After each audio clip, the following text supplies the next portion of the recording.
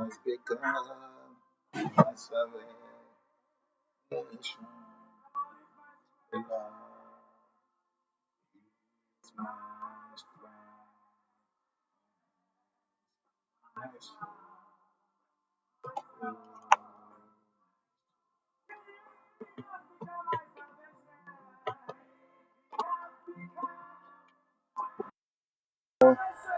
Salvation, He has become my salvation. The Lord is my strength, my soul, oh, my soul. The Lord is my strength, my soul, oh, my soul. The Lord is my strength, my soul, oh, my soul. He has become my salvation. He has become my salvation. The Lord is my strength, my soul, oh, my soul. He has become my salvation. He has become my salvation. The Lord is my strength,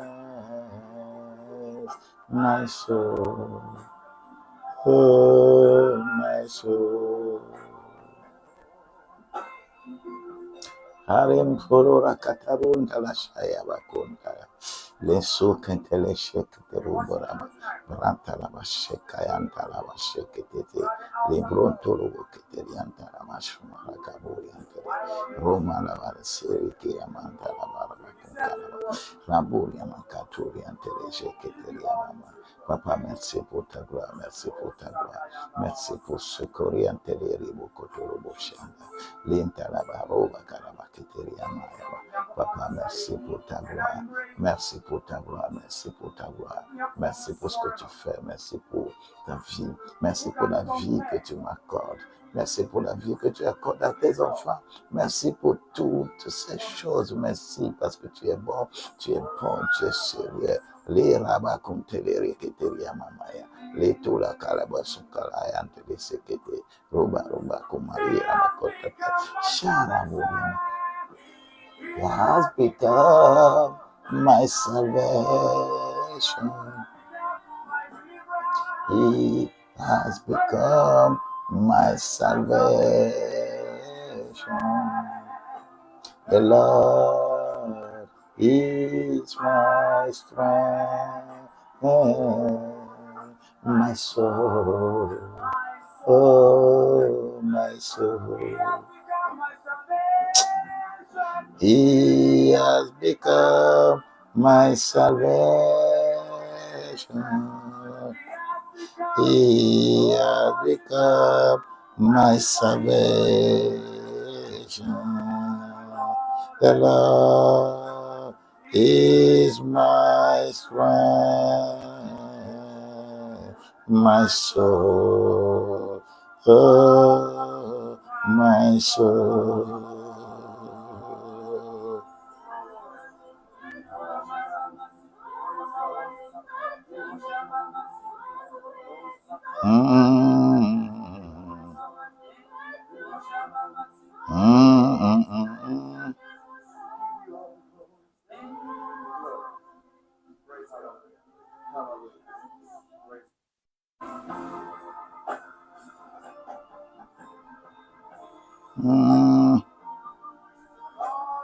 He has become my salvation. The Lord is my strength. My soul, oh, my soul. He has become my salvation. He has become my salvation. The Lord is my strength. My soul, oh, my soul. He has become my salvation. He has become my salvation. The Lord is my strength. My soul, oh, my soul. The Lord is my strength. My soul, oh, my soul. The Lord is my strength. My soul, oh, my soul. He has become my salvation. He has become my salvation. The Lord is my strength. My soul, oh, my soul. He has become my salvation. He has become my salvation. The Lord is my strength. My soul, oh, my soul. He has become my salvation. He has become my salvation. The Lord is my strength. There is any strength I can hold anywhere. He is my salvation. There is nothing I can do to earn this kind of salvation. He is with me, and He is taking care of me because He has become my salvation. It's not depend who you are. No matter who you are, where you are, listen and perform your financial situation in the family.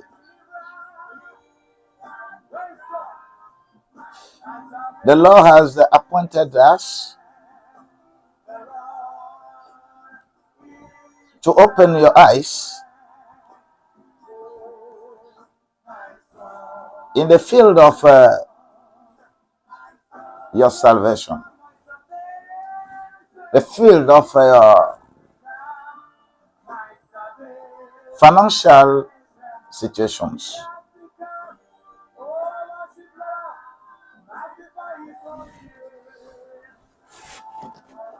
The Lord is my strength, my soul, oh, my soul. Thank you, Lord. Thank you, Lord.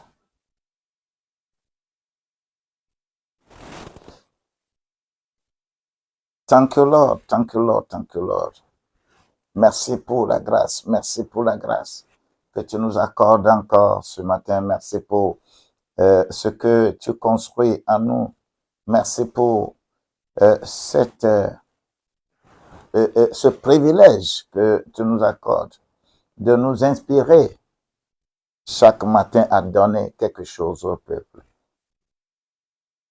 De nous donner la force nécessaire pour être à la page. De nous donner la révélation nécessaire.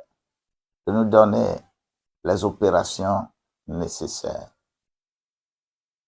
Seigneur, à toi la gloire, à toi la force, à toi la puissance. Papa, il n'y a jamais eu quelqu'un qui puisse réussir dans cette vie sans procéder spirituellement à certaines choses. Il n'y a personne qui puisse réussir de façon permanente sans avoir une vision, et cette vision-là, pour l'avancement d'abord de sa vie personnelle. Personne ne peut se démarquer des autres, s'attacher à toi, sans que toi, tu ne l'appelles. Je te remercie pour la grâce que tu m'accordes encore ce matin. Et je te remercie pour la grâce que tu accordes à tes enfants. Oui. Merci. Martin, ce matin, tu es le premier que je vois ici. Que la grâce de Dieu, la force de Dieu, la puissance de Dieu puisse t'inspirer pour que ta famille, les finances de ta famille soient relevées. Et que cette grâce que Dieu nous accorde, que tu sois effectivement un bénéficiaire de cette grâce. Et nous irons de gloire en gloire si nous acceptons demeurer dans cette grâce. C'est une grâce que nous avons. Et nous disons, avant toute introduction, notre mot d'introduction, c'est toujours pour comprendre, pour être dans la dynamique de ce que nous présentons tous les jours, de lundi à vendredi, pour être dans cette dynamique et nous suivre et être bénéficiaires des choses spirituelles. Il faut avoir la capacité d'adorer en esprit et en vérité. Je dis que tu dois d'abord me dire Amen. Quand tu viens ici, dis que je veux adorer Dieu en esprit et en vérité.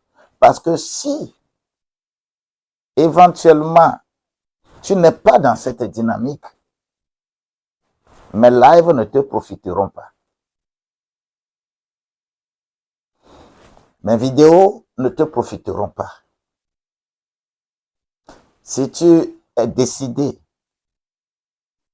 d'adorer en esprit et en vérité, cela veut dire que tu es capable de te départir de ce qu'on appelle les religions.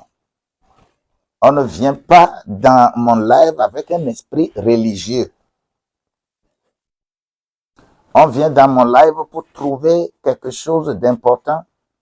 Et chaque fois qu'on est en train de parler, chacun connaît son niveau. Et pour savoir comment rendre performant ce niveau-là avec Dieu.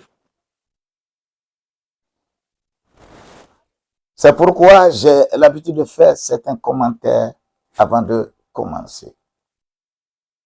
Chacun réfléchit conformément à son niveau, chacun agit conformément à son niveau. Quand nous avons certains niveaux de compréhension des choses spirituelles. Certains niveaux. Le premier niveau, c'est quand on vient en tant que qualité de manager de crise. C'est-à-dire, on vient avec son physique. On se plaît plus pour son physique et ce qu'on va manger, ce qu'on va utiliser. Tu viens en tant que manager de crise. La deuxième catégorie, tu viens en tant que manager paternaliste. C'est-à-dire, tu veux défendre ce que tu sais, ce que tu connais, ce que tu entends. C'est la deuxième catégorie. On les appelle les managers paternalistes. Ou bien tu viens ici en tant que manager organisateur. C'est-à-dire, toi, tu es arrivé, tu aimerais imposer ce que tu connais. Tu aimerais imposer ce que tu connais parce que tu penses que tu connais plus que tout le monde. Ou tu viens ici en tant que leader facilitateur. C'est la quatrième catégorie de personnes qui viennent ici. En tant que leader facilitateur, tu es le plus grand religieux. Tu aimerais venir faire comprendre, faire accepter ce que toi, ta religion dit. La cinquième catégorie, toi, tu viens en tant que leader intégrateur, tout simplement parce que toi, tu aimerais que quels que soient les cas, et c'est à partir de là, c'est intéressant, c'est à partir de ceux qui viennent dans mon live en tant que leader intégrateur qui bénéficient plus de ce qu'il faut pour la vie pratique. C'est-à-dire, cela ne dépend pas d'où tu viens, de quelle religion, de quelle ethnie, de quelle culture, de quelle quoi. Tout ce que toi, tu as dans la tête, tu aimerais que tout le monde puisse s'intégrer. Que chacun comprenne l'autre, que chacun comprenne l'autre. Et ce sont des gens facilement qui se laissent comprendre et qui comprennent effectivement les autres. C'est pas fini. Sixième personne, il y a des gens qui viennent, qui sont déjà en eux des mentors. C'est-à-dire, quand il vient dans mon live, ce qu'il pense, il regarde et dit, je voudrais devenir comme lui. Ou bien, comment je vais faire pour que il devienne comme moi. Parce que on voit en toi quelqu'un qui ne parle pas seulement, mais qui met en pratique ce qu'il dit. Et on voit à travers, ce sont des gens qui ne se défendent pas. C'est les gens qui les défendent. Les mentors ne se défendent pas. C'est les gens qui les défendent. Celui qui est réellement enfant de Dieu, celui qui adore en esprit et en vérité, ne dit jamais que j'ai raison. Il ne le dit jamais. C'est les autres, c'est d'autres personnes qui disent qu'il a raison. Alors que les leaders facilitateurs, les managers organisateurs, quand ils commencent ici à dire que c'est eux qui ont raison, vous n'allez pas vous retrouver. Alors, je demande à beaucoup de devenir des mentors. Jésus est le seul premier tracassé, mais Jésus n'a jamais été défendu. Quand ça ne va pas, c'est lui qui quitte là-bas. Soyons des mentors. Pour transcender toutes ces situations. Ça, c'est 6e catégorie de personnes qui viennent dans un live. Maintenant, 7e catégorie, on les appelle les visionnaires. Ce sont des sages visionnaires. Et ces sages visionnaires-là, c'est à ce degré qu'ils sont capables de dire qu'ils pardonnent quelqu'un. C'est eux seuls qui peuvent dire à quelqu'un, je te pardonne, malgré le mal qu'on peut lui faire. C'est le sort, parce que lui, il est toujours pour l'unité. Donc, il pardonne facilement. Tu peux vouloir le tuer. Tu peux vouloir lui faire quoi que ce soit. Il dit, pardonne. Il ne sait pas ce qu'il fait. C'est les sages visionnaires. Ce sont les 7 catégories qui viennent dans un live. Lorsque vous faites un live, c'est les 7 catégories qui viennent. Raison pour laquelle quand quelqu'un vient écrire quelque chose, est en train de dire quelque chose, nous là, Dieu nous donne la grâce de migrer vers sage visionnaire. Raison pour laquelle je suis capable de te comprendre en tant que manager de crise. Je peux te comprendre en tant que manager paternaliste. De te comprendre en tant que manager organisateur. De te comprendre en tant que leader facilitateur. De te comprendre en tant que leader intégrateur. De te comprendre en tant que mentor. Et de te comprendre en tant que sage visionnaire. C'est pourquoi je ne me mettrai pas à te condamner immédiatement. Parce que c'est ton niveau, ça. Toi aussi, c'est ton niveau. Nous, on a besoin de relever ces niveaux-là. C'est la raison pour laquelle on ne peut pas se mettre dans des discussions religieuses, des discussions qui n'avantagent pas. Mais on pointe tout droit ce pourquoi Dieu nous a appelés. Donc, ma première prière en toutes choses que je fais, c'est que chacun, quiconque s'approche de moi, quiconque suit mes lives, que Dieu lui permette de naître de nouveau, que Dieu lui permette de pouvoir adorer en esprit et en vérité. Et je le dis toujours avant de commencer, être né, ou bien, comment l'appelle-t-on? Adorer en esprit,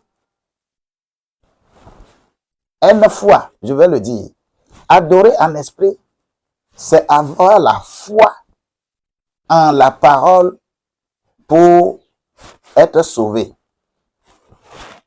C'est-à-dire, la foi plus la parole donne le salut.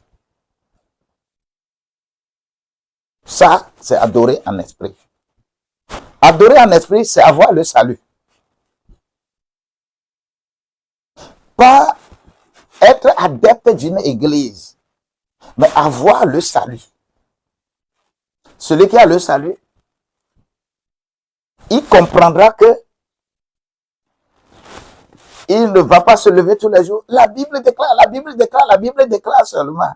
Non.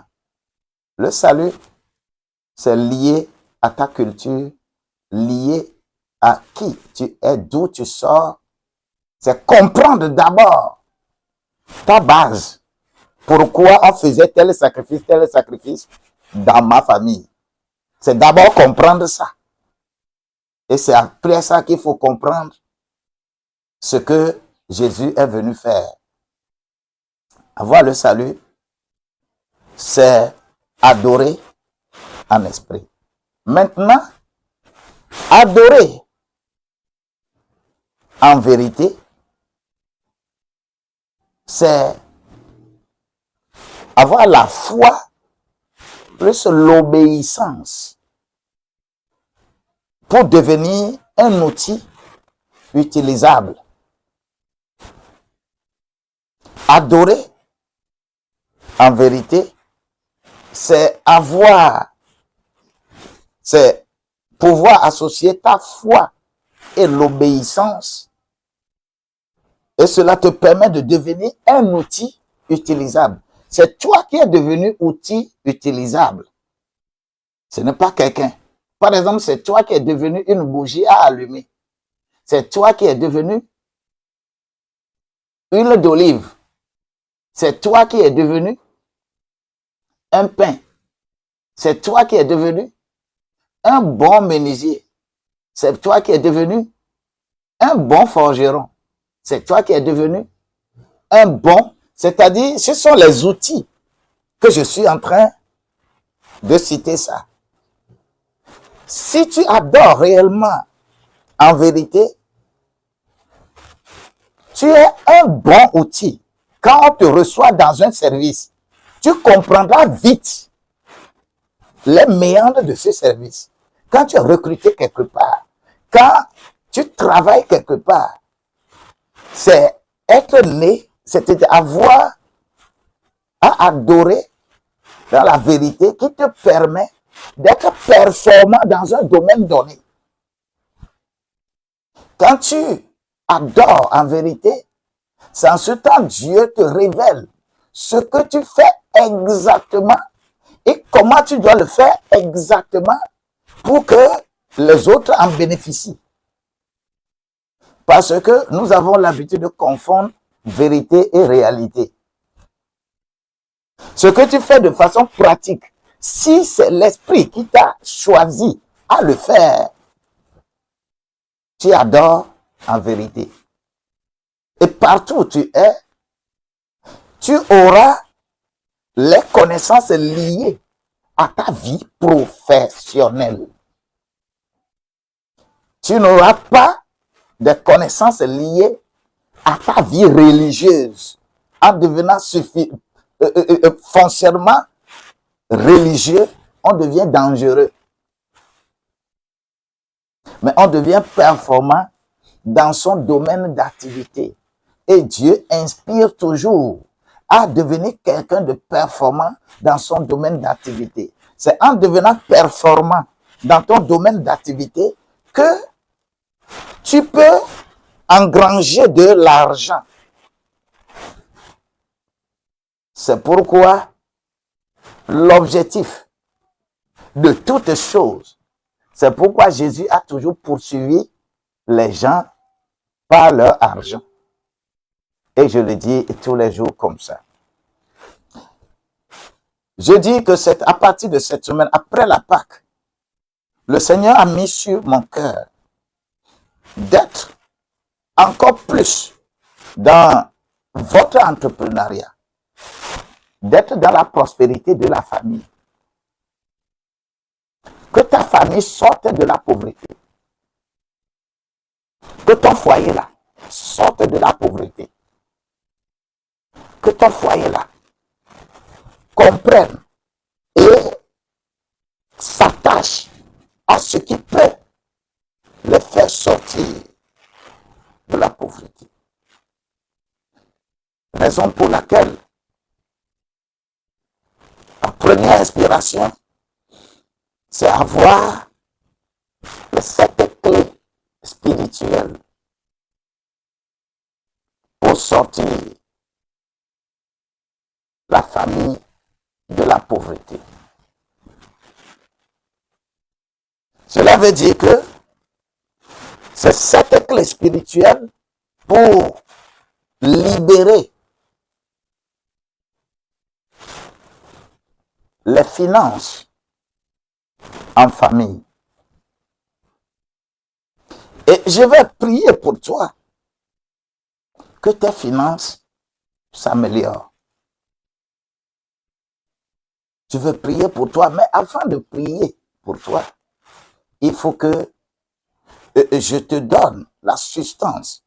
Il faut que je dise comment tu dois faire, comment la famille doit se comporter. Parce que une famille qui reste et qui quémande, une famille qui reste en pensant que c'est d'autres personnes qui vont venir la nourrir, est une famille nuisible. Mais chaque fois, il faut que je puisse produire. Je veux des familles productives. Le Seigneur m'a dit qu'il va transformer plusieurs. Il va faire comprendre plusieurs à cerner ce concept et être dedans.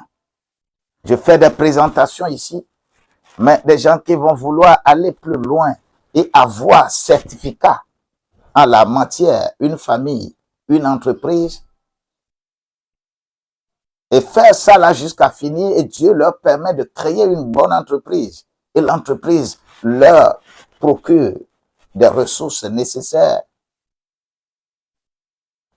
La condition est qu'on va créer un groupe nouveau.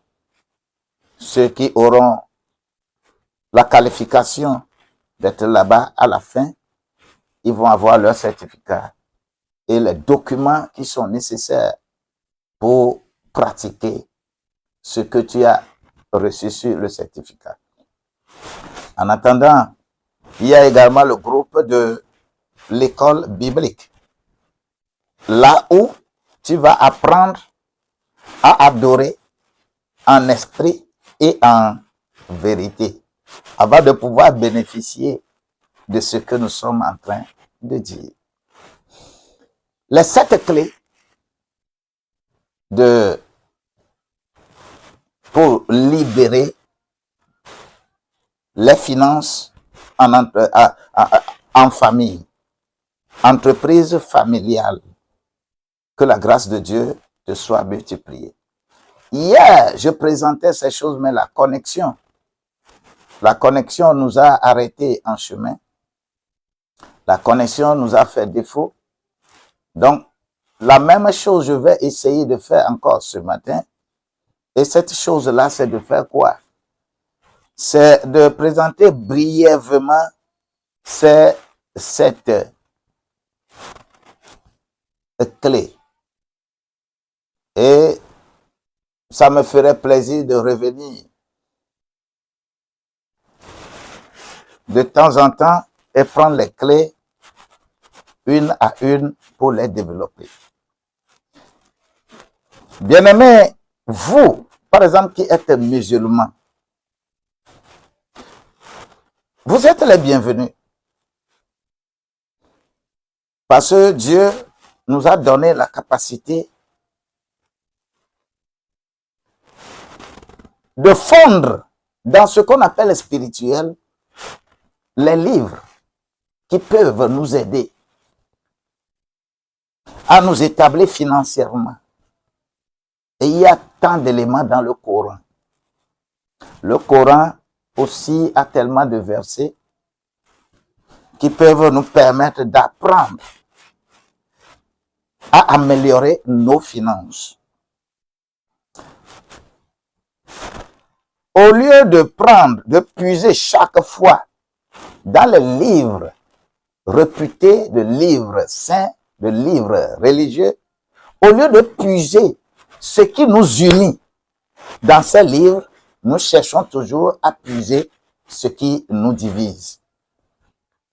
Alors que la société a besoin d'être ensemble. La société a besoin de dire que nous sommes les mêmes. Que religion ne nous divise pas. Cherchons toujours ce qui peut nous unir dans les livres, dans la vie quotidienne. Et c'est ce qui permet à quelqu'un d'élargir sa clientèle, d'élargir des gens qui vont venir acheter chez lui. Alors, dans une petite introduction, les 7 clés spirituelles pour libérer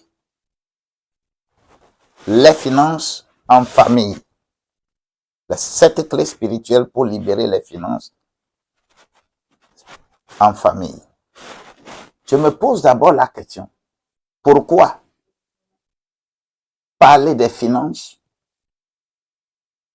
familiales avec un volet spirituel? Pourquoi? Pourquoi parler des finances familiales dans une approche spirituelle? Pourquoi? J'ai médité là-dessus parce que c'est les premières questions qui me viennent à l'idée. C'est les premières questions. Lorsque on veut entreprendre, les gens du monde, eux, ils s'en vont voir les devins. Les gens du monde, eux, ils s'en vont voir les devins, ils s'en vont voir les charlatans pour qu'on leur fasse quelque chose, pour venir fonder leur commerce, pour venir fonder ce qu'ils vont faire. D'autres s'en vont voir les géomanciens, les prophètes, les évangélistes, les pasteurs, pour venir prier là où ils vont commencer leur affaire. D'autres vont voir que on va même chercher quelque chose et l'attacher pour que tu viennes enterrer là où tu veux faire tes activités. Pourquoi les gens du monde font comme ça? Et que vous, des gens qui vous dites, je vais à l'église, moi je suis chrétien, et que toi, tu ne réfléchis pas sur le fait que c'est la valeur spirituelle qui téléguide tout sur la terre. Alors, la première question, pourquoi parler de finances dans une approche spirituelle? Je dois chercher des solutions. La deuxième idée qui vient dans ma tête, c'est les blocages courants que nous constatons. Parce que plusieurs familles sont demeurées pauvres à cause de leur ignorance. Parce qu'ils ignorent. Ils ignorent beaucoup de choses. Et pourquoi ils ignorent? Lorsqu'on ignore son existence, on va évoluer dans ce qu'on appelle les divisions. Les divisions dans les croyances, les gens sont divisés. Et ce sont des divisions limitantes. C'est-à-dire, les gens sont limités. Les gens ont lu un verset, par exemple, dans le Coran, ils ont lu un verset dans la Bible, et ils se cantonnent sur ça, que la Bible dit comme ça, le Coran dit comme ça, Bhagavad Gita dit comme ça, Tao Te Ching dit comme ça, Rig Veda dit comme ça, Confucius dit comme ça, et Tintin dit comme ça, raison pour laquelle moi je ne suis pas dans ça, moi je ne suis pas... fais attention, nous sommes tous des humains. Étant un humain, ne laisse rien qui vienne d'une culture, qui vienne d'une religion, mettre division entre toi, ta famille là, et les autres. Il faut avoir une capacité d'être au-delà de cela. Beaucoup se mettent dans des affaires de division, ils sont divisés, raison pour laquelle ils sont demeurés pauvres. Parce que celui qui éventuellement devait être ton meilleur client. Lorsque tu commences l'activité, tu ne l'aimes pas. Tu ne l'aimes pas. Celui qui va te fournir du travail et que tu vas aller là-bas, tu vas travailler, satisfaire tes besoins aussi, tu ne l'aimes pas à cause de sa religion, à cause de ses pratiques. Tu ne l'aimes pas.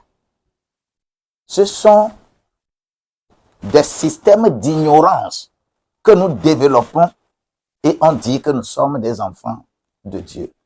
C'est le deuxième volet de mes interrogations par rapport à l'introduction à ces 7 clés spirituelles pour libérer les finances en famille. Et troisième interrogation que je me pose en termes introductifs, c'est quel est l'objectif?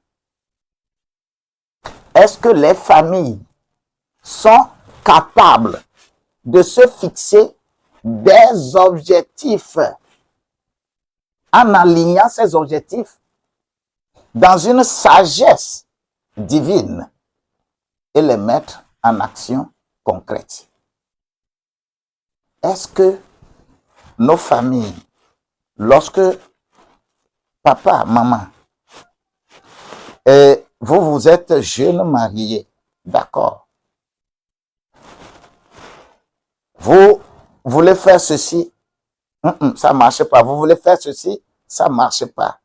Est-ce que nos familles sont capables de se fixer des objectifs qui leur permettent de satisfaire leurs besoins, qui leur permettent d'avoir vraiment à gérer leur argent, le peu qu'ils ont?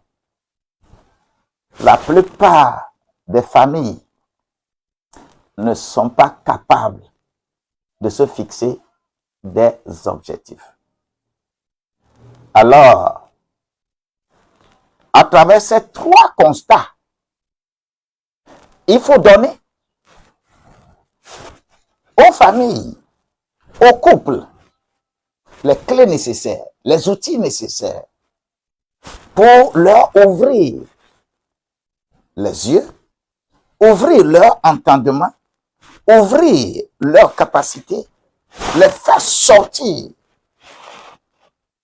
de la pauvreté, de comprendre les valeurs spirituelles de l'argent, de comprendre comment se fixer des objectifs pour sortir des problèmes financiers, les défis financiers, et pour mieux gérer nos familles. En termes introductifs, c'est comme ça. Et que les enfants de Dieu, je nous demande sérieusement d'être sérieux avec toi-même. Personne ne peut devenir performant, personne ne peut avoir l'argent, aucune famille ne peut se développer en dédaignant ou bien en balayant de revers de la main ces 3 constats que je viens de relater. C'est pour cela que je vais présenter brièvement les 7 clés. Si tu veux leur approfondissement, toi, tu pourras prendre nos numéros plus 228 90 12 69 00. Vous pouvez nous faire un message WhatsApp et on va vous mettre dans un groupe. Et là où vous pouvez avoir tout document, toutes choses liées à ça pour mieux pratiquer ça à la maison chez vous. Clé numéro 1. La clé numéro 1, j'intitule cette clé « La vision familiale selon Dieu ». Clé numéro 1, vision familiale selon Dieu. Écoute-moi, lorsque je me mets dans la Bible, Proverbe 12, verset 18, va me dire que mon peuple périt faute de vision. Ta famille va périr faute de vision. Lorsque tu n'as pas de vision, maintenant, on doit développer ce qu'on appelle vision. La grâce de Dieu doit nous accompagner. Lorsque je suis, par exemple, dans Sourate 22, Sourate 22, verset 77, dans le Coran, lorsque je vais dans le Coran, Sourate 22, verset 77, le Coran dit, et faites le bien afin que vous réussissiez.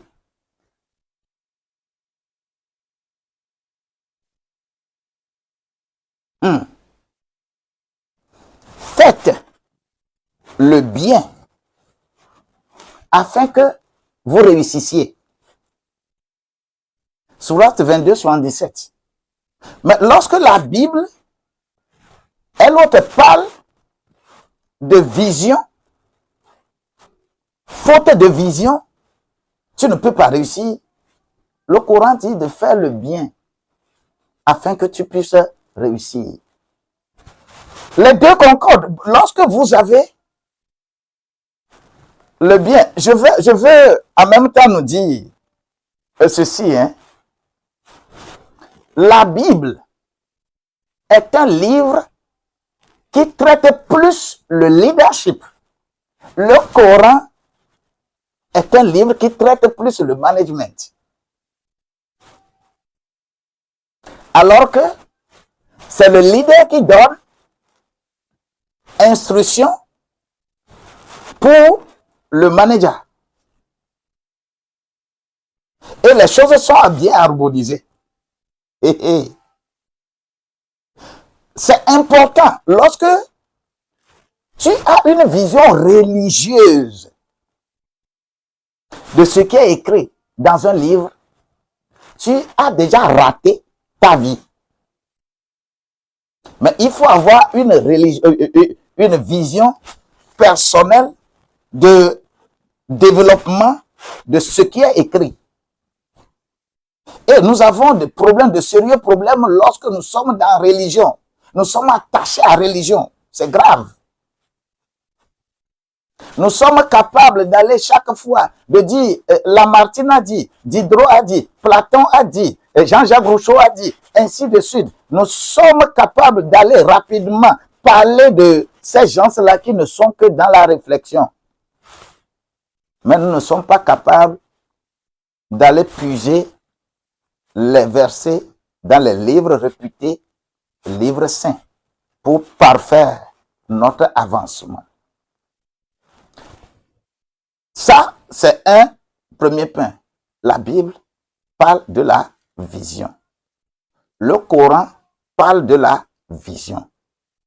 Et la troisième chose, dans la clé numéro 1, là, on va parler de l'enseignement. C'est-à-dire, un foyer sans vision financière sombre dans la survie. Un foyer qui n'a pas de vision financière, qui ne peut pas s'établir de vision claire et propre, avoir des objectifs, va sombrer dans la survie. C'est-à-dire, ce foyer-là va faire au jour le jour Ah, ce qu'on trouve aujourd'hui, c'est ça qu'on va manger. Ce qu'on trouve aujourd'hui, c'est ça qu'on va faire. Ce qu'on trouve aujourd'hui, on ne vit pas au quotidien seulement en matière de foyer. Il faut voir ce qui est devant. Très important. Nous avons besoin de nous établir. Nous avons besoin d'être dans cette dynamique-là pour sortir nos foyers, sortir nos familles de la pauvreté, libérer nos finances familiales. Ça, c'est la première clé. La deuxième clé, j'ai mis ici le travail digne béni. Lorsque tu te fixes, la famille se fixe des objectifs, il y aura nécessairement la détermination et le positionnement de votre compétence. Et le travail digne et béni va vous être offert. On va vous offrir un travail. Dieu va pourvoir et vous offrir un travail digne et un travail qui est béni. J'ai encore relevé 3 points là-bas qu'on peut développer. Le premier point, je tire ça dans 2 Thessaloniciens chapitre 3, verset 10. On dit que celui qui ne travaille pas, qui ne mange point non plus. C'est la Bible qui dit ça. Cela veut dire que personne ne reste quelque part en disant que oh, moi je ne vais pas travailler, moi je ne vais pas... Surtout vous là, qui vous dites serviteurs de Dieu. Et vous êtes à la solde, vous êtes à la solde des gens. Et vous ne faites que attendre les gens pour manger. Et faites attention. Jésus, notre premier leader, il n'a jamais commandé nourriture à quelqu'un. Mais il fabrique. Il fait de la nourriture aux gens. Et lorsqu'il faut faire le commerce, il enseigne qu'il faut aller avec un filet pour pêcher les poissons. Mais lorsqu'il faut parler du domaine financier, le domaine financier, c'est-à-dire c'est impôts et taxes, la puissance d'un pays. Alors, Jésus ne peut jamais être contre impôts et taxes. C'est pour cela que pour chercher maintenant l'argent, ce n'est plus filet qu'il faut prendre pour aller pêcher, mais il faut aller là-bas avec un hameçon pour trouver là où il a caché son trésor. Et il faut faire beaucoup attention.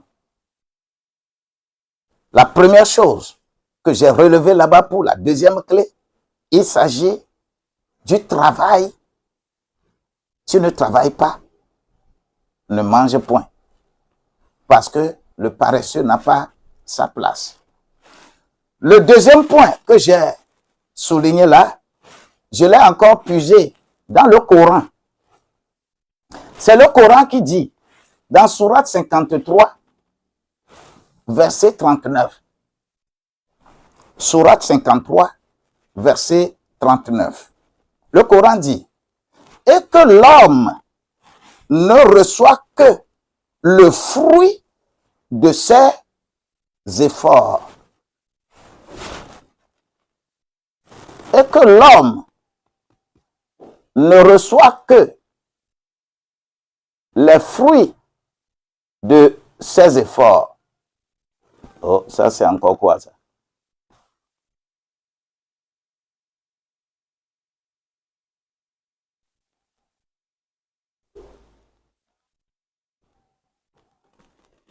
Ok. TikTok demande de faire quelque chose. OK. Est-ce que c'est bon? Oh, what is this?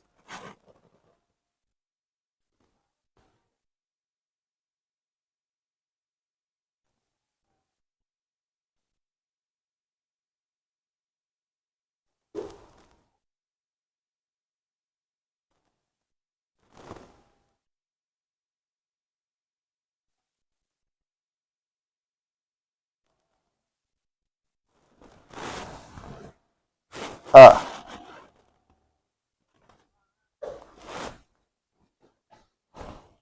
La connexion qui s'effrite un peu. Est-ce que vous me suivez? Faites-moi signe, faites. Est-ce que vous me suivez?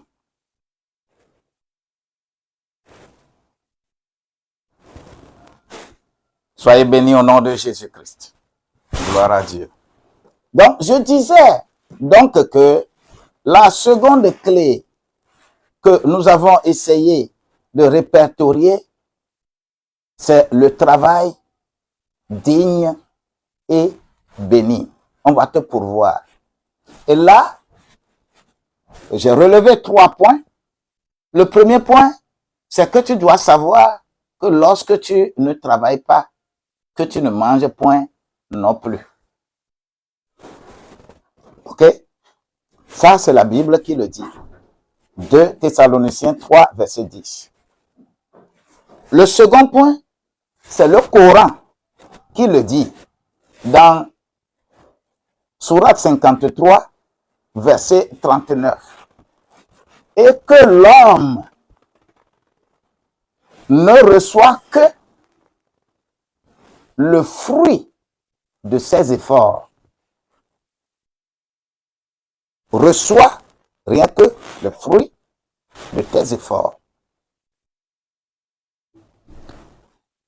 Tu vois, le travail ici est fort. Nous devons avancer. Ne cherchons pas des choses qui nous divisent, mais cherchons des choses qui nous unissent pour l'humanité. Le troisième point que j'ai mis là, c'est encore l'enseignement. Il faut enseigner sur le travail. Qu'est-ce que le travail? Le travail est bien sûr une adoration. C'est le travail qui est une adoration quand il est fait avec cœur et honnêteté. Quand on parle du travail dans la Bible, c'est ça, adoration. Je vous dis que la première des choses que tu dois comprendre, avant de comprendre le live que je fais, c'est comprendre d'abord, adorer en esprit et en vérité. Adorer en esprit, c'est avoir la foi en la parole pour bénéficier du salut. Ça, c'est adorer en esprit. Mais adorer en vérité, c'est avoir la foi et l'obéissance pour devenir un outil utilisable. OK? C'est quand tu deviens un outil utilisable qu'on parle du travail. On travaille avec outils. Il faut que tu deviennes un outil utilisable.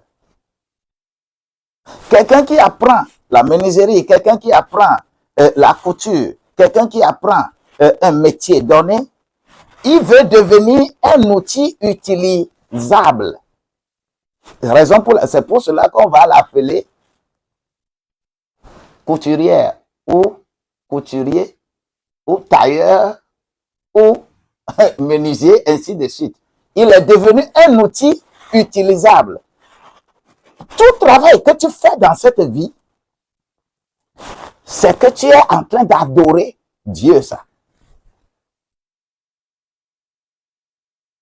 Parce qu'il est écrit que on a déposé l'homme dans le jardin d'Éden pour le cultiver et le garder. C'est du travail qu'on nous a donné. Mais si toi, tu restes quelque part, tu dis que tu ne travailles pas. Toi, tu ne vas pas travailler. Moi, je suis en train de faire le travail de Dieu. Moi, je suis apôtre, je suis pasteur, je suis tant. Je ne travaille pas. Dieu n'a jamais appelé un chômeur. Dans toute ma Bible, quand je lis, là, je n'ai pas vu un seul chômeur que Dieu a appelé. Vous qui êtes chômeur, vous ne savez rien faire. Et que vous dites que Dieu vous a appelé, c'est vous qui escroquez les gens et qui faites en sorte que le monde ne veut pas se convertir.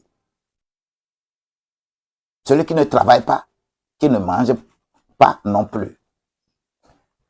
C'est important. Il faut enseigner sur le travail. Et travailler avec honnêteté. Et la promotion te sera grande. Ça, c'est encore les 3 points que j'ai relevés pour la deuxième clé. Je vais présenter la 3e clé, je vais arrêter aujourd'hui. La 3e clé que j'ai répertoriée ici, puisque premièrement, c'est vision, deuxièmement, c'est travail, et troisièmement, c'est la gestion responsable des ressources. La gestion responsable des ressources. Nous allons apprendre à gérer de façon responsable les ressources que nous avons lorsque nous travaillons. Alors, encore 3 points que je relève là. Le premier point, je puise encore dans la Bible, c'est-à-dire Matthieu, le chapitre 25 là, est plein de paraboles.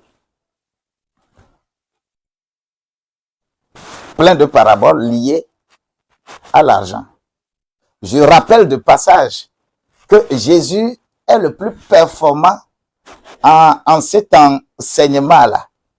Raison pour laquelle, dans les 4 évangiles, il y a 38 paraboles. Dans les 4 évangiles, il y a 38 paraboles. Mais il y a 16 paraboles qui parlent de la gestion de l'argent. Sur les 38 paraboles, il y a 16 paraboles qui parlent de la gestion des finances, gestion de l'argent. Quand tu es enfant de Dieu réellement, tu vas cerner ces choses et que Dieu va te donner l'inspiration nécessaire pour savoir que tu ne peux pas réussir dans la gestion de ton argent en dédaignant Dieu, en oubliant Dieu.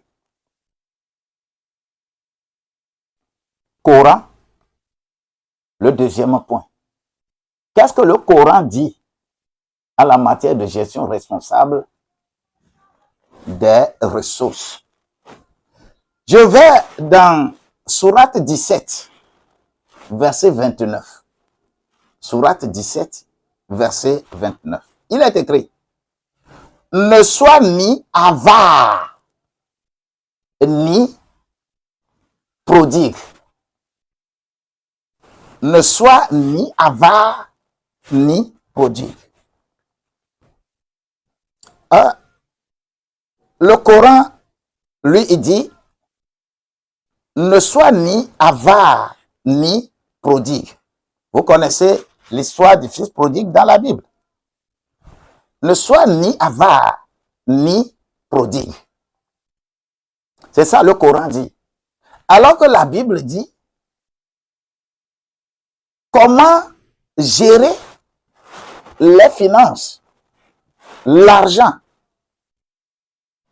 Et le Coran renchérit, quand tu gères l'argent, comment tu dois l'utiliser. Un avare ne peut pas être prospéré avec Dieu. Ça, c'est le second point. Le troisième point, on passe maintenant encore à l'enseignement. On va passer à l'enseignement de la sagesse.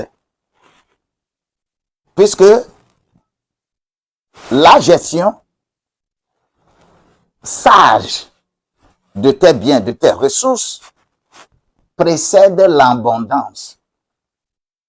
Quand tu gères de façon sage tes ressources-là,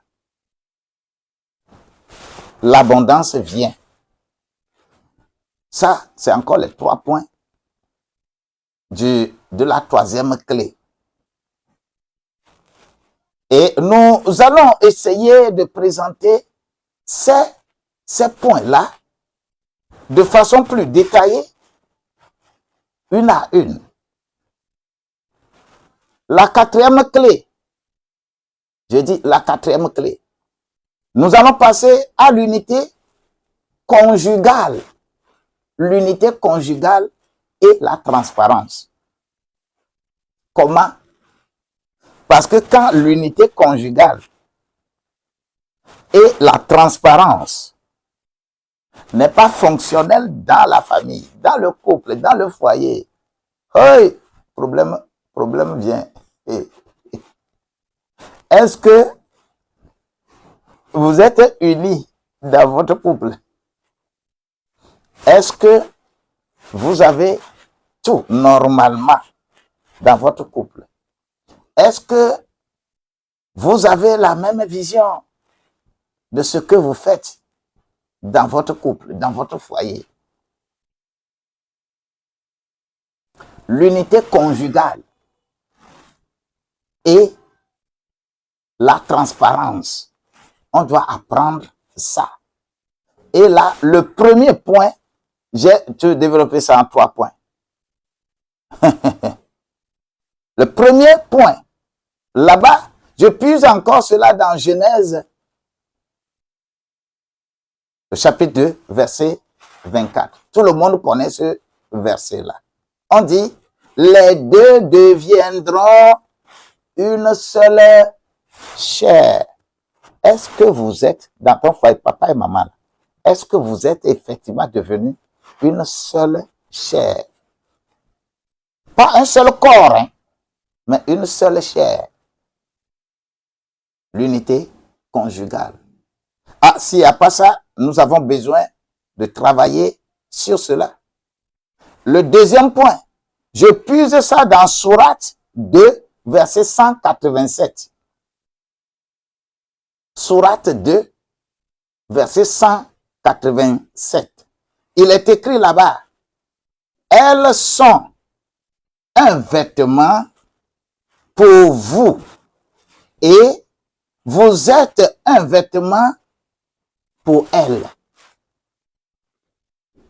Comme eux, il s'agit de la polygamie est acceptée là-bas.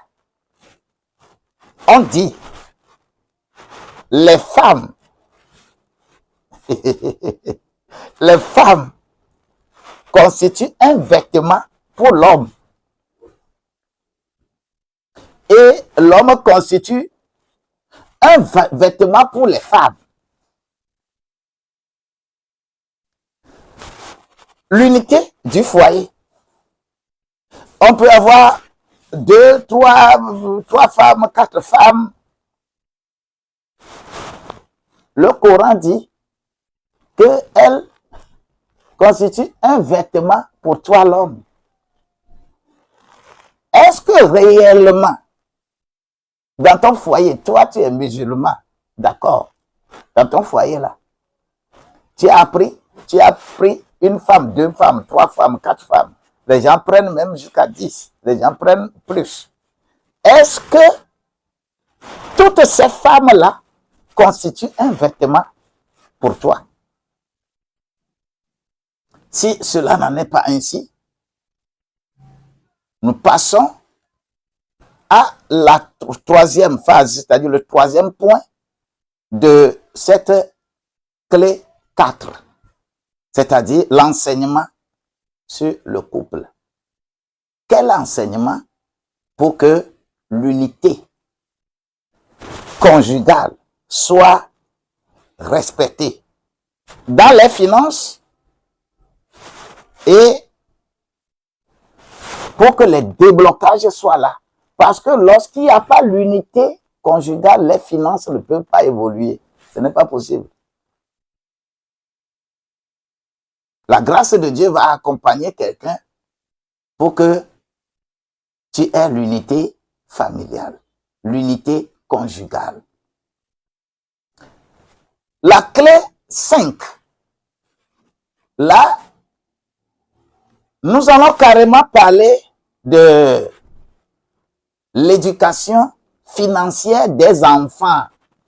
Vous êtes trop nombreux à gâter vos enfants en disant que vous êtes en train de faire ceci ou cela. On doit passer à l'éducation financière des enfants. Les enfants doivent avoir une vision holistique de l'argent, dès bas âge. On n'a pas besoin de les éduquer d'une manière ou d'une autre. Ce n'est pas parce que tu es milliardaire que tu vas donner 1 million comme argent de poche chaque matin à ton enfant pour aller à l'école. Ce n'est pas parce que tu es milliardaire qu'il faut le faire comme ça. Il faut avoir une éducation financière spécifique aux enfants. Là encore, les 3 points. Le premier point, là-bas, je puise ça dans Proverbe 22, verset 6. Proverbe 22, verset 6. Là, on dit, instruis l'enfant selon la voie qu'il doit suivre. Instruis l'enfant selon la voie qu'il doit suivre. Le deuxième point, le Coran dans Sourate 66, verset 6. Coran, Sourate 66, verset 6, déclare, « Oh, vous qui croyez, préservez vos personnes et vos familles d'un feu. » Il faut préserver vos familles et vos personnes d'un feu. L'argent, lorsque tu utilises n'importe comment l'argent avec ton enfant, demain là, tu es en train de ramasser des feux déposés sur lui. Je dis, il y a une vidéo là dans laquelle je disais que est-ce que vous pensez que par le président de la République, Faure Gnassingbé, comprend comment on a faim? Il ne peut pas comprendre. C'est pas possible. Parce qu'il n'a jamais eu faim, réellement. Mais quelqu'un qui a une fois réellement, il a eu faim, et c'est ce qu'on appelle la faim là. Il comprend l'homme. Et c'est ça la réalité de la vie. La personne va se trouver à un niveau donné de l'échelle de leadership éthique et que toi, tu vas vouloir changer cette personne, tu ne pourras pas changer. Alors, faisons attention. Si les deux constats sont là, nous devons maintenant alors passer à l'enseignement. Parce que l'avenir financier d'une famille se construit en formant les plus jeunes. Lorsque vous avez les enfants, les jeunes, on doit les former en éducation financière. Et de tous les jours à la maison, il y a des comportements à ne pas afficher. On passe à l'enseignement. Les 3 points. Clé numéro 6. Nous allons parler maintenant de la générosité dirigée par la foi. Vous savez, Faites attention. Ce n'est pas à tout niveau on est généreux. Soyez généreux là où il faut être généreux.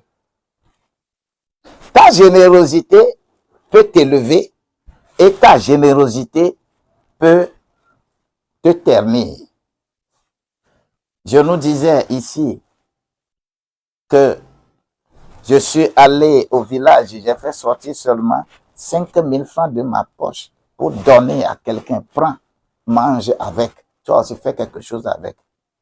On prend l'argent là pour aller faire gris-gris pour que je fasse accident. Il faut faire attention. La grâce de Dieu doit être la grâce de Dieu pour toi. Quand tu adores en esprit et en vérité, si tu adores réellement en vérité, Dieu va te révéler là où la destruction peut te venir par ta générosité. Le bien que tu fais, ça peut te tuer comme ça peut te relever. Il faut faire attention. Dans ce 6e point, je puise dans 2 Corinthiens au chapitre 9, verset 7.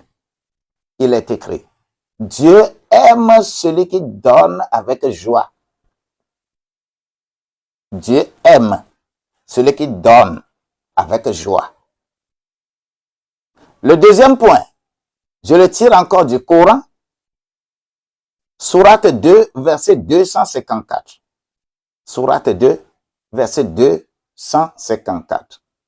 Il est écrit, et dépensez de ce que nous vous avons octroyé. Ce que dépensez de ce que nous vous avons octroyé. Ce que tu reçois des gens, tu dois apprendre à mieux dépenser ça. Que tu ne dépenses pas ça et que cela devienne la peine ou cela devienne la mort pour toi. Moi, j'avais dépensé mon pied là. Il y a encore des boulons dedans. Dans mon pied là. Parce que j'ai donné seulement 5 000. Va manger.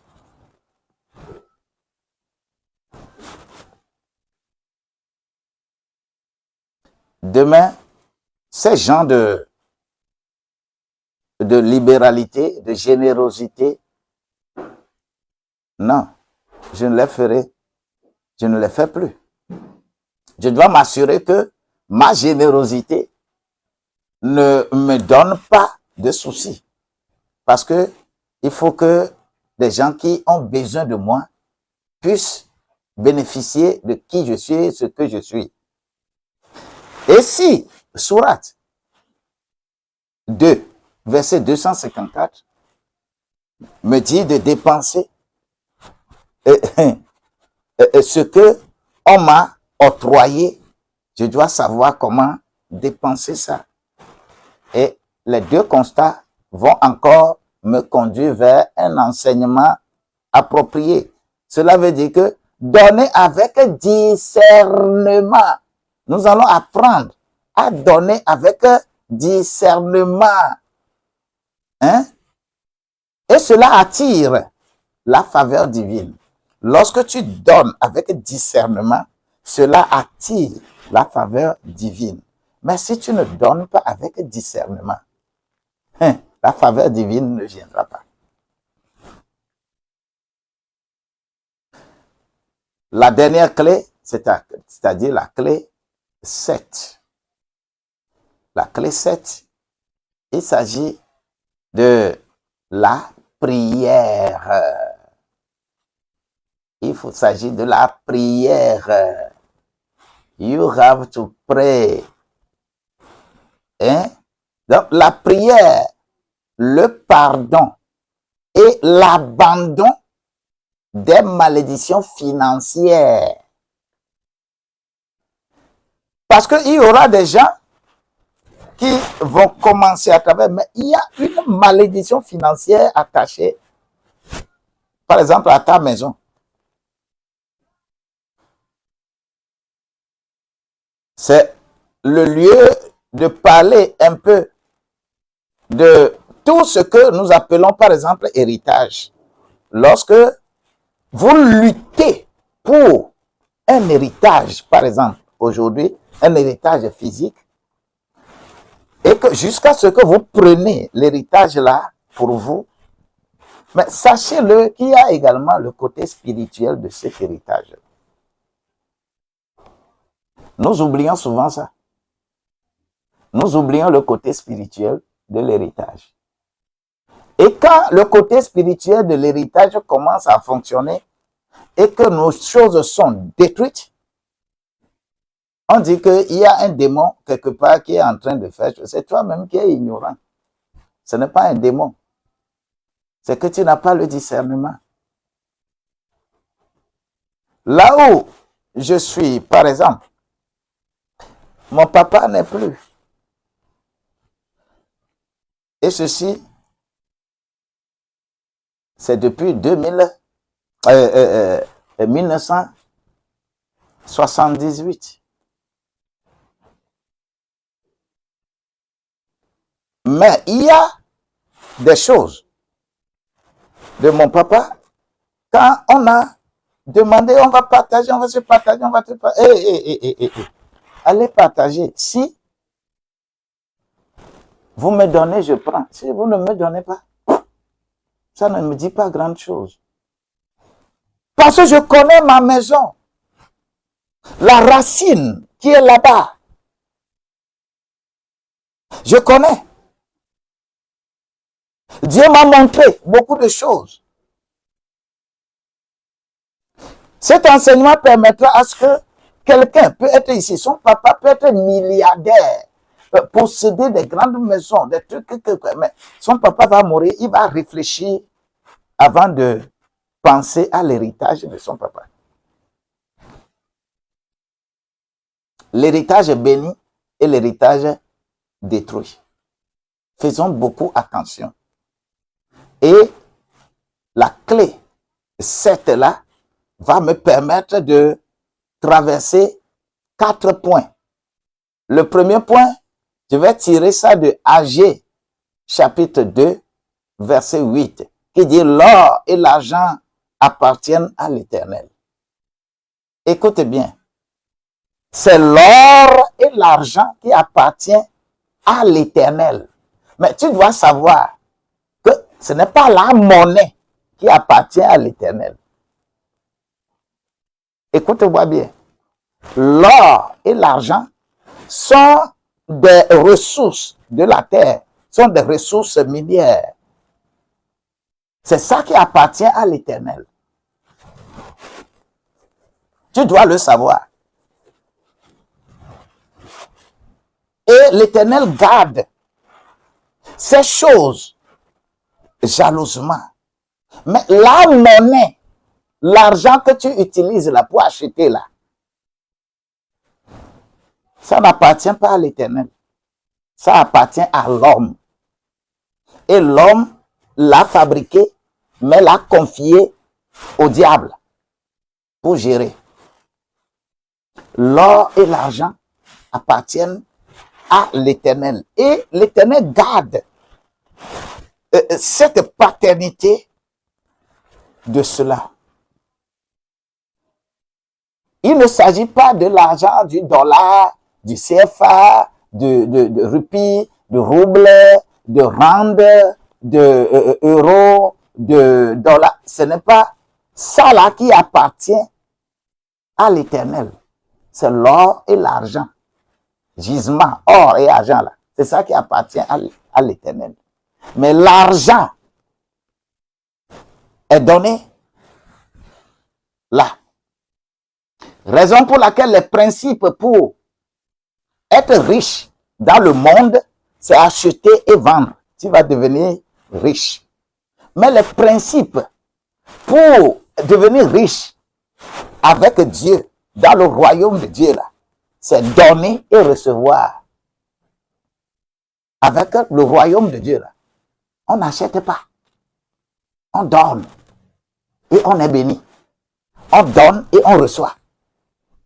C'est les deux principes. Lorsque on comprendra ça, ta famille sera prospère. Le deuxième point de cette septième clé, je vais encore aller dans la prière avec le Coran. Il s'agit de l'invocation par la substance. Il faut invoquer Dieu. Dans le Coran, il faut invoquer Dieu. Et ceux qui sont musulmans savent ce qu'on appelle Rabbi, Ini, Imar. Ils savent ça. Ils savent comment invoquer, faire les invocations pour la substance. Je ne veux pas aller dans ce sens pour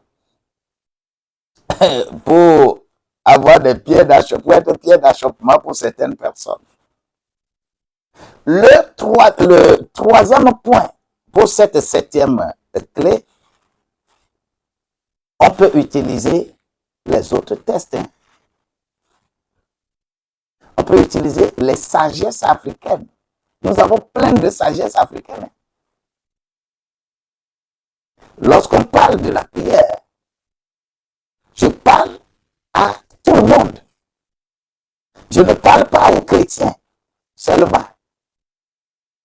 Le sens de la prière avec les chrétiens, c'est différent du sens de la prière avec les musulmans, les animistes, les athées. Tout le monde prie de différentes manières. Il y a les sages, des sagesses qu'on peut puiser de l'Afrique. Lorsque je prends, par exemple, nous, dans nos contrées, moi je suis Wati de la culture éveillée, et là où les gens parlent de la géomancie, le fa. Fa duo pata wonya bedodorai. Fa du. Ama wia de akple wia andrelia ike le tane. Eye no wo kata eva trozu du black alofave black tonvo ade 256 oracles. C'est sur la base là, le nombre binaire, c'est sur la base de la géomancie que le langage de l'informatique a été conçu. Ceux qui sont dans ce domaine, ils prient. Vous n'allez pas leur dire, il faut prier comme vous. Mais quelqu'un qui dit qu'il faut prier comme moi, cela veut dire que c'est un religieux, c'est quelqu'un qui ne connaît rien. Chacun sait comment il faut prier. De passage, je dis merci à mon cher Chobra, qui m'avait été un professeur de yoga meditation. Et comment on enseigne un groupe hétérogène. Et quand on enseigne le groupe hétérogène, on dit que maintenant on va prier. Chacun n'a qu'à prier selon son obédience religieuse. Est-ce que vous êtes capable de faire, par exemple, certaines choses comme ça? Est-ce que vous êtes capable, en tant qu'enfant de Dieu, que vous-même vous réclamez, que vous êtes enfant de Dieu, moi je suis chrétien, d'accord. Est-ce que tu peux avoir la capacité d'être parmi des gens pour recevoir des enseignements liés à la cohésion sociale, à l'unité sociale, et ne pas privilégier les principes de ta religion? Est-ce que tu es capable? Si tu n'es pas capable, c'est le lieu. On doit faire pour que tu sois capable, de telle manière que lorsque tu es dans tes affaires là, tu ne vas pas trier tes partenaires. Une fois que tu seras très religieux, tu es en train de limiter le nombre de tes partenaires, le nombre de tes clients. Alors que c'est tout le monde qui viendra acheter, par exemple, quelque chose chez toi. C'est tout le monde qui va te donner du travail. Mais si tu es trop religieux, tu ne comprends pas ces choses-là, tu es en train de restreindre ton domaine d'activité, ton domaine de développement. Je prie que la grâce de Dieu soit avec toi. Et le dernier point de prière, là, on va parler de l'enseignement et parler des blocages invisibles qui sont là, des blocages, parce que dans les affaires, il y a des blocages invisibles que tu ne vois pas. Toi, tu ne vois pas ça, mais il y a ça. J'en donne des exemples liés, par exemple, à boire. Je vais encore donner cet exemple que j'ai déjà donné 2, 3, 4, 5 fois. Des blocages spirituels, des blocages invisibles. Un couple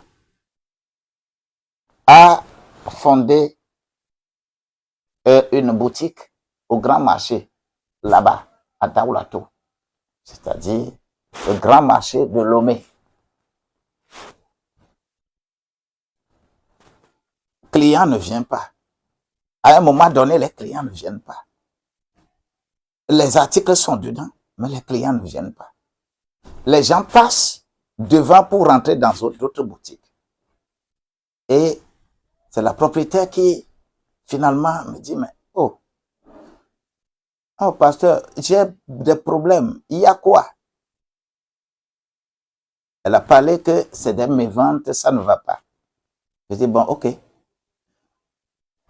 Le Seigneur n'a qu'à m'aider à venir voir là où se trouve la boutique. Je vous dis que lorsque je me suis approché de la boutique, ils sont dedans, assis dedans, avec les marchandises dedans. Mais spirituellement, il y avait un grillage à la porte.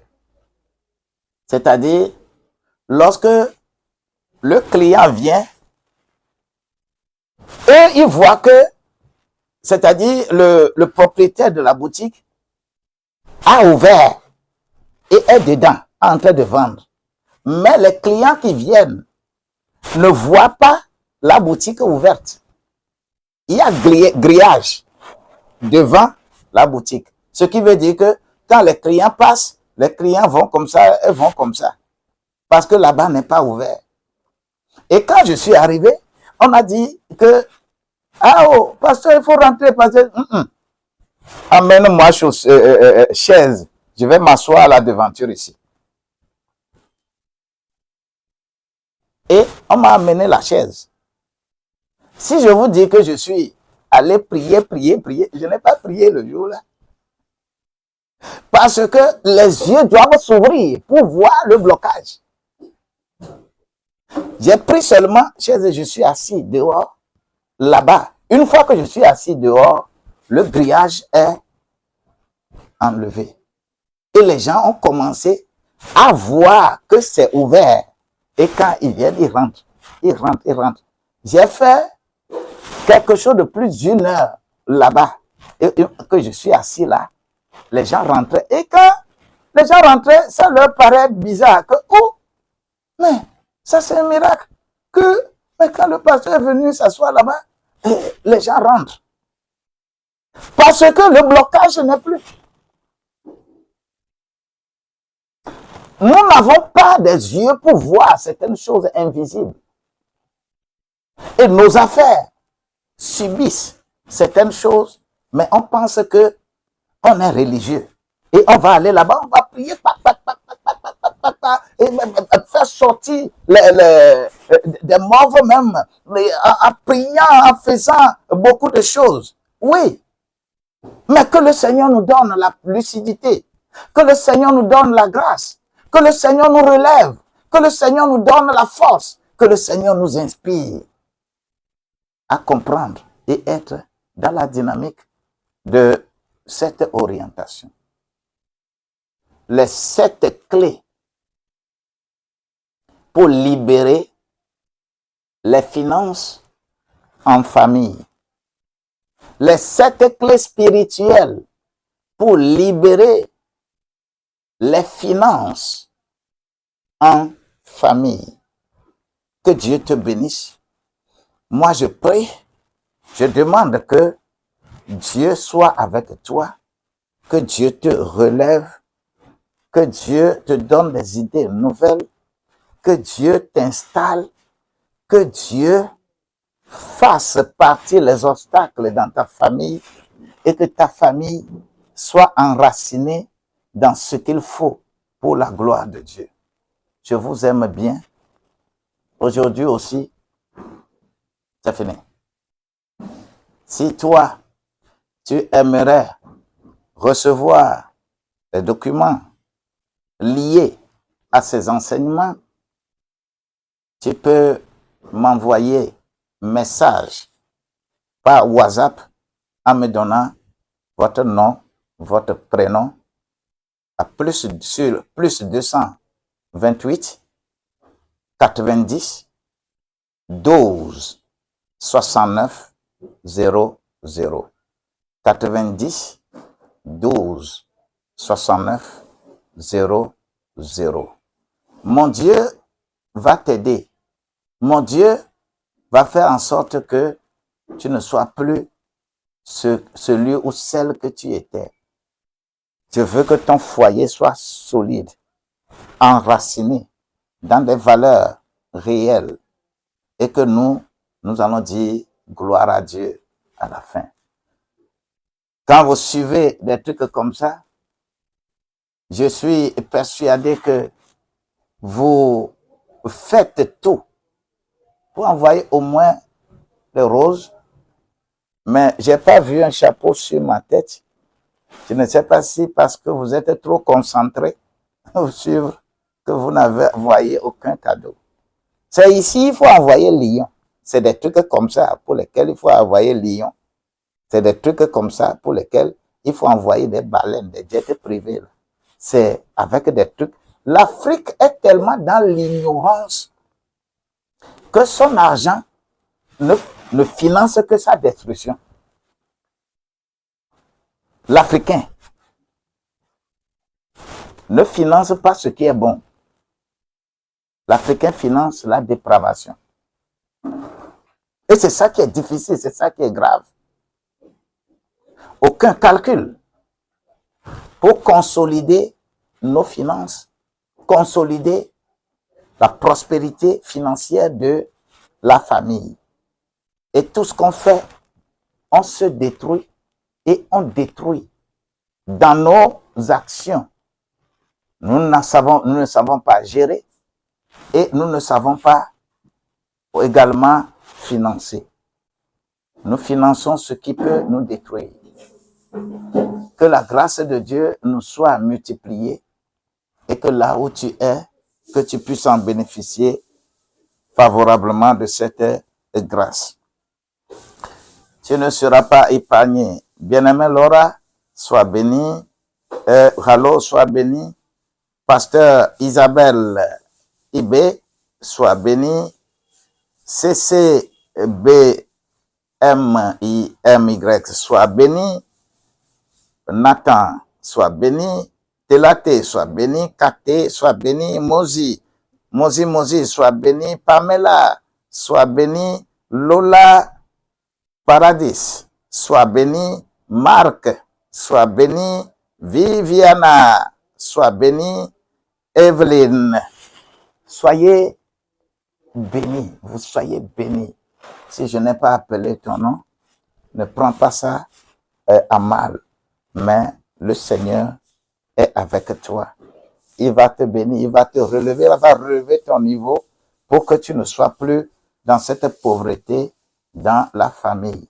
Si tu as trouvé et que tu as mangé et que cela reste, tu vas me donner ou bien tu ne vas pas me donner. Hein, dis-moi. Si à travers ça, quelque chose s'est réalisé dans ta vie, est-ce que tu ne vas pas me donner? Dis-moi. Tu vas me donner ou bien tu ne vas pas me donner? Hmm? Non, dis-moi si tu ne veux pas me donner, dis-moi que non, je ne vais pas te donner. Tu es en train de demander, je ne vais pas te donner. Hmm. La grâce de Dieu va être avec toi. Et le relèvement de tes activités, ce n'est pas quelqu'un qui va encore le dire, mais les gens qui sont autour de toi, qui se moquent de toi aujourd'hui, demain, là, ils reviendront, ils vont lever la main et dire que tu es plus que. Sois béni au nom de Jésus. Je vous aime bien, ça fait encore demain matin. Et s'il plaît à Dieu, on commence à 6 heures, même 6 heures moins. Je commence. Soyez bénis, encore bénis au nom de Jésus-Christ. De l'heure ou de près, vous pouvez me joindre. Vous pouvez me joindre en inbox. Et on va discuter du reste là-bas.